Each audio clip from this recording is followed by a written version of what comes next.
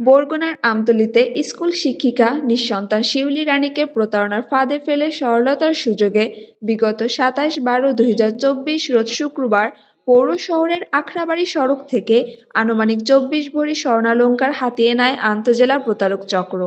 সুনির্দিষ্ট অভিযোগের ভিত্তিতে ও তথ্য প্রযুক্তির আলোকে আমতলী থানা পুলিশ বরিশাল জেলাধীন উজিরপুর থানার ধামুরা থেকে সংঘবদ্ধ প্রতারক চক্রের ২ সদস্যকে ১২,১৫,০০০ টাকা নগদ, আনুমানিক ৬ ভরি স্বর্ণালংকার, ৪টি মোবাইল ফোন ও স্বর্ণ পরিমাপের যন্ত্রসহ আটক করতে সক্ষম হয়। আটককৃতরা হল মোহাম্মদ ফারুক হাওলাদার ও নওমুসলিম রফিকুল ইসলাম হৃদয়। তাদের বিরুদ্ধে দেশের বিভিন্ন থানায় চুরি, ডাকাতি, ছিনতাই ও প্রতারণা সহ একাধিক ফৌজদারি অভিযোগের অসংখ্য মামলা রয়েছে। সংঘবদ্ধ এই চক্রের মূল হোতা আব্দুর রহিম পলাতক অবস্থায় আছে।